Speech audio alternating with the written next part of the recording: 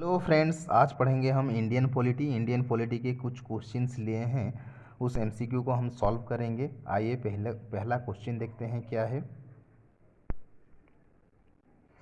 The concept of judicial review in our constitution has been taken from the constitution of. जो judicial review है वो हम कौन सा कॉन्स्टिट्यूशन से, किस देश का कॉन्स्टिट्यूशन से लिए हैं। हम कौन सा कॉन्स्टिट्यूशन से लिए हैं? ऑप्शन बी हो जाएगा करेक्ट आंसर। यूएसए से हम लिए हैं। यूएसए से और क्या क्या हम लिए हैं? फंडामेंटल राइट्स लिए हैं। क्या लिए हैं? फंडामेंटल राइट्स लिए हैं। इम्पीचमेंट ऑफ प्रेसिडेंट लिए हैं। क्या? इम्पीचमेंट ऑफ प्रेसिडेंट लिए हैं। और क्या लिए हैं? और प्रियम्बल। क्या? यूएसए से प्रियम्बल भी लिए हैं। ठीक है। इंग्लैंड से हम क्या क्या लिए हैं?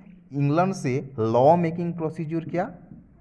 लॉ मेकिंग प्रोसीजर लिए हैं। उसके बाद सिंगल सिटीजनशिप लिए हैं। क्या? सिंगल सिटीजनशिप लिए हैं। ठीक है। और पार्लियामेंटरी गवर्नमेंट। क्या? पार्लियामेंटरी गवर्नमेंट भी लिए हैं। उसके बाद कैबिनेट सिस्टम। क्या? कैबिनेट सिस्टम लिए हैं। ठीक है। उसके बाद बाई कैमरलिज्म। ठीक है। बाई कैमरलिज्म भी हम कहाँ से लिए हैं? इंग्लैंड से लिए हैं। आयरलैंड से क्या क्या लिए हैं हम? आयरलैंड से method of election of president. क्या? Method of election of president लिए हैं। ठीक। उसके बाद हम आयरलैंड से और क्या क्या लिए हैं? DPSP, directive principle of state policy, DPSP लिए हैं। और नॉमिनेशन ऑफ राज्यसभा मेंबर्स, नहीं क्या, नॉमिनेशन ऑफ राज्यसभा मेंबर्स भी हम आयरलैंड से ही लिए हैं। ऑस्ट्रेलिया से क्या क्या लिए हैं? ऑस्ट्रेलिया से लिए हैं हम कॉन्करेंट लिस्ट। क्या? Concurrent list. और क्या लिए हैं? और लिए हैं joint sitting of the houses. क्या? Joint sitting of the houses. ठीक है। तो इसका आंसर क्या हो जाएगा? Option B is the correct answer, USA. ठीक। नेक्स्ट क्वेश्चन देखते हैं। Question number 2, of the following words in the preamble of the Constitution of India which was not inserted through the Constitution 42nd Amendment Act 1976। 42nd amendment कब हुआ था? 1976 को हुआ था।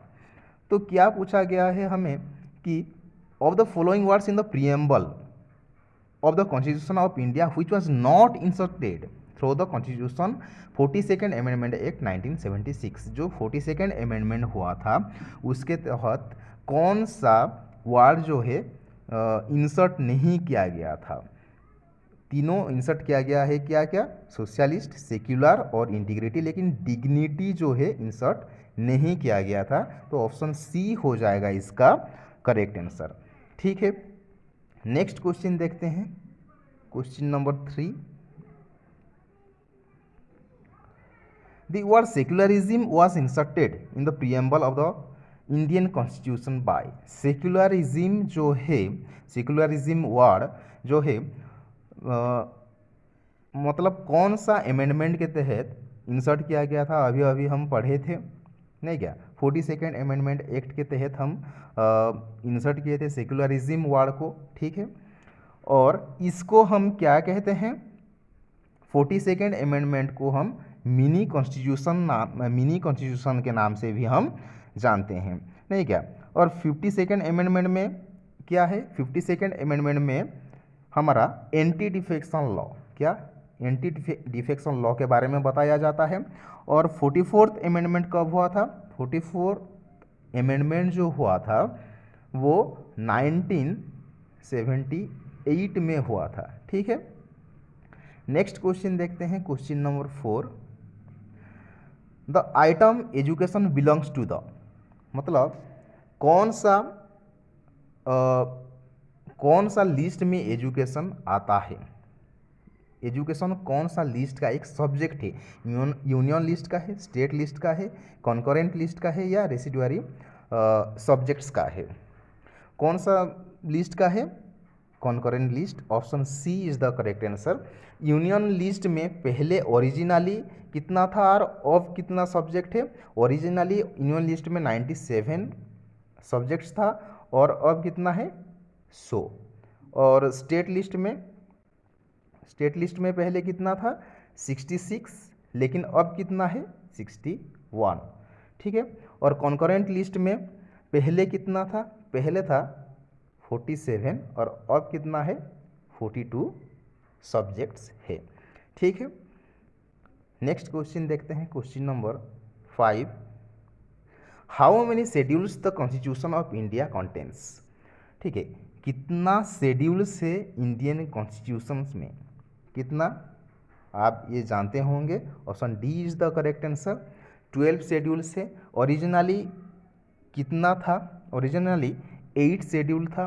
कितना आर्टिकल था? 395 आर्टिकल्स था। और कितना पार्ट्स था? 22 पार्ट्स था। पहले शेड्यूल 8 था लेकिन अब 12 है। ठीक है।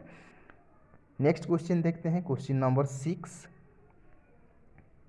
Which article of the Indian Constitution provides for the institution of पंचायती राज? कौन सा आर्टिकल कहता है पंचायती राज सिस्टम के बारे में? ठीक है। आर्टिकल 36, 39, 40 या 48? No doubt article 40। Option C is the correct answer. ठीक है। आर्टिकल 40 में पंचायती राज व्यवस्था के बारे में बताया गया है। 48 क्या कहता है? आर्टिकल 48 क्या कहता है? आर्टिकल 48 कहता है prohibition to prohibit the slaughter of cows. क्या? To prohibit the slaughter of cows के बारे में बताता है आर्टिकल 48। ठीक है। अब देखेंगे क्वेश्चन नंबर 7।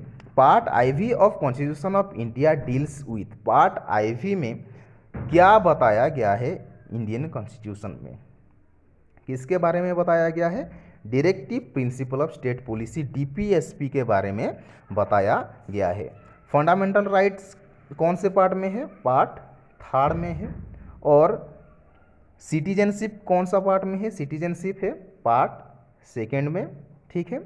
और यूनियन एग्जीक्यूटिव कौन से पार्ट में? पार्ट B में है। ठीक है। नेक्स्ट क्वेश्चन देखते हैं, question number 8। Who considered the right to constitutional remedies as very heart and soul of the Indian Constitution? Right to constitutional remedies को कौन हार्ट एंड सोल बताए हैं इंडियन कॉन्स्टिट्यूशन का? कौन? Doctor BR Ambedkar. कौन? Doctor BR Ambedkar. कौन सा article में है ये? आर्टिकल 32 में है। ठीक है। नेक्स्ट क्वेश्चन देखते हैं, question number 9। Which constitutional amendment deleted the right to property from the list of fundamental right? कौन सा कॉन्स्टिट्यूशनल अमेंडमेंट जो है वो राइट टू प्रॉपर्टी को फंडामेंटल राइट से डिलीट कर दिया था? कौन सा? 42nd amendment, 43rd amendment, 44th amendment, 62nd amendment? कौन सा अमेंडमेंट है? Amendment 44th amendment. Option C is the correct answer. ठीक है। Option C is the correct answer. कब हुआ था? 1978। पहले भी मैं बताया था 1978 में हुआ था।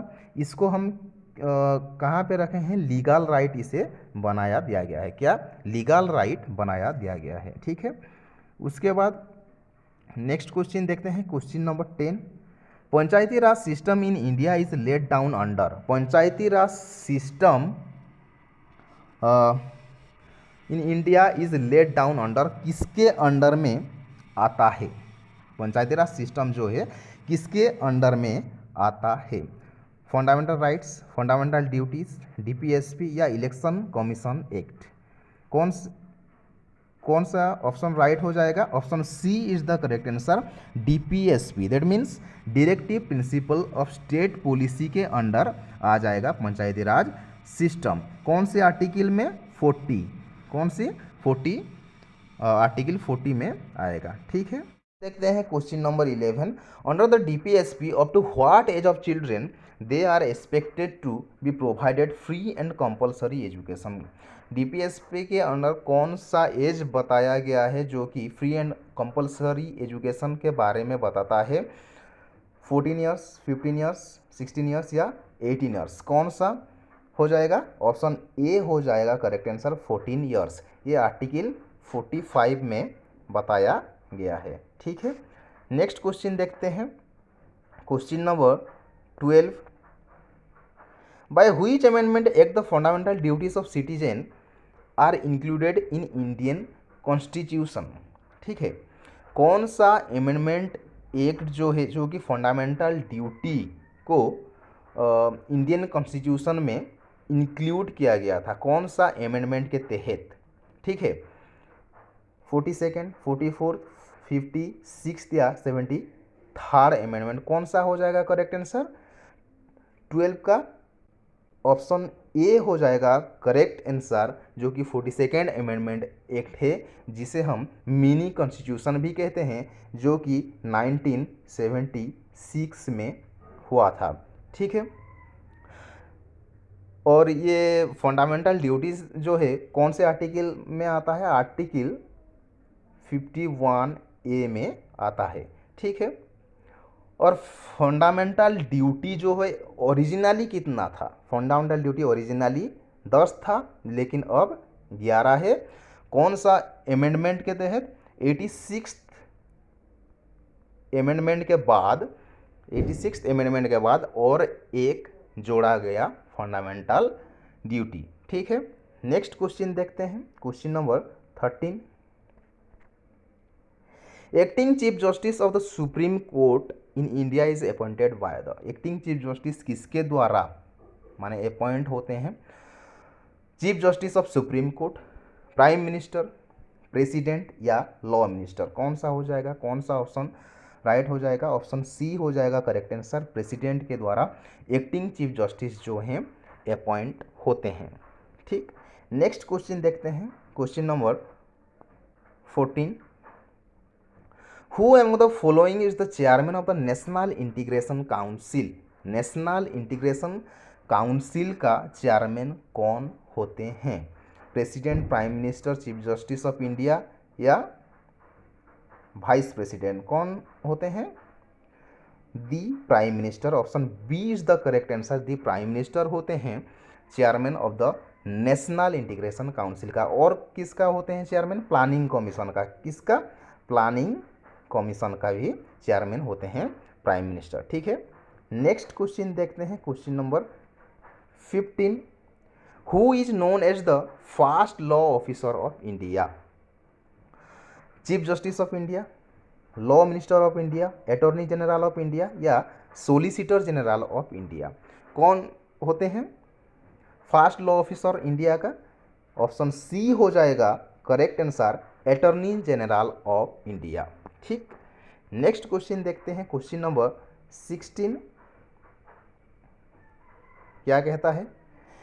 As of a candidate to contest parliamentary election should not be lesser than, मतलब should not be lesser than मतलब एक पार्लियामेंट्री इलेक्शन का कैंडिडेट का कितना एज होना चाहिए? कम से कम कितना एज होना चाहिए? कितना? 18, 21, 25 या 26? Option C is the correct answer, 25। ठीक है, 25 एज होना चाहिए। और एडिशनल इन्फॉर्मेशन में दे दूं, प्रेसिडेंट हो गया, वाइस प्रेसिडेंट हो गया, ठीक है, और गवर्नर हो गया, इन लोगों का कितना एज, मिनिमम एज कितना ज़रूरत होता है? 35। ठीक है, और स्टेट लेजिस्लेटिव काउंसिल हो गया और मेंबर ऑफ राज्यसभा हो गया। ठीक है, मेंबर ऑफ राज्यसभा हो गया, इन लोगों को कितना एज ज़रूरत होता है? मिनिमम 30। कितना? मिनिमम 30। ठीक है, और लोकसभा लेजिस्लेटिव असेंबली, क्या लोकसभा हो गया, लेजिस्लेटिव असेंबली हो गया, ठीक है, इन लोगों को कितना ज़रूरत होता है? 25 एज, 25 इन लोगों को ज़रूरत होता है। और सरपंच हो गया, ठीक है, सरपंच हो गया, नायब सरपंच हो गया, इन लोगों को एज 21, एक कोई 21 एज का ज़रूरत होता है। ठीक है, नेक्स्ट क्वेश्चन देखते हैं, question number 17। The tenure of the Rajya Sabha is, Rajya Sabha का टेन्यूर कितना होता है? 2, 5, 6 या परमानेंट, कितना ईयर तक होता है? Option D is the correct answer, permanent, permanent होता है टेन्यूर राज्यसभा का। क्यों? आपका मन में क्वेश्चन आ रहा होगा कि 6 होना चाहिए, नहीं, परमानेंट होता है, क्योंकि जो टर्म ऑफ राज्यसभा मेंबर अगर पूछेगा तब जाकर 6 होगा, लेकिन टेन्यूर ऑफ राज्यसभा अगर पूछेगा तो परमानेंट होगा। ठीक है, नेक्स्ट क्वेश्चन देखते हैं, question number 18। The speakers vote in the Lok Sabha is called, speaker जो वोट करते हैं लोकसभा में तो उसको हम क्या कहते हैं? कास्टिंग वोट कहते हैं, साउंड वोट कहते हैं, डायरेक्ट वोट कहते हैं या इनडायरेक्ट वोट कहते हैं? No doubt option A is the correct answer, casting vote कहते हैं। नेक्स्ट क्वेश्चन देखते हैं, question number 19। Which of the following ministries prepares its own budget and presents in the parliament every year? कौन ministries, कौन सी एक ministry से जो कि ओन बजट प्रिपेयर करता है और प्रेजेंट करता है पार्लियामेंट में प्रतिवर्ष? फाइनेंस मिनिस्ट्री, रेलवे मिनिस्ट्री या मिनिस्ट्री ऑफ डिफेंस या मिनिस्ट्री ऑफ होम अफेयर्स? कौन सा मिनिस्ट्री होता है? कुछ जगहों में फाइनेंस मिनिस्ट्री भी दिया गया है, लेकिन रेलवे मिनिस्ट्री के बारे में यहाँ बताया जाता है कि खुद का जो है ओन बजट प्रेजेंट करता है पार्लियामेंट में एवरी ईयर, रेलवे मिनिस्ट्री, लेकिन कुछ जगहों में फाइनेंस मिनिस्ट्री भी देता है। ठीक है, नेक्स्ट क्वेश्चन देखते हैं, क्वेश्चन नंबर 20। ठीक है, a money bill in the Indian parliament can be introduced only with the recommendation of the, मतलब किसके रिकमेंडेशन में एक मनी बिल इंडियन पार्लियामेंट में इंट्रोड्यूस होता है? President, prime minister, speaker of Lok Sabha या यूनियन फाइनेंस मिनिस्टर? किसके रिकमेंडेशन पर? प्रेसिडेंट के रिकमेंडेशन पर। ऑप्शन ए हो जाएगा करेक्ट आंसर, प्रेसिडेंट के रिकमेंडेशन पर। ठीक है, मनी बिल के बारे में कौन सा आर्टिकल में बताया गया है? 110, 110 आर्टिकल में मनी बिल के बारे में बताया गया है। ठीक है, आज के लिए इतना ही दोस्तों। अच्छा लगा वीडियो तो चैनल को सब्सक्राइब कर देना। Thank you so much.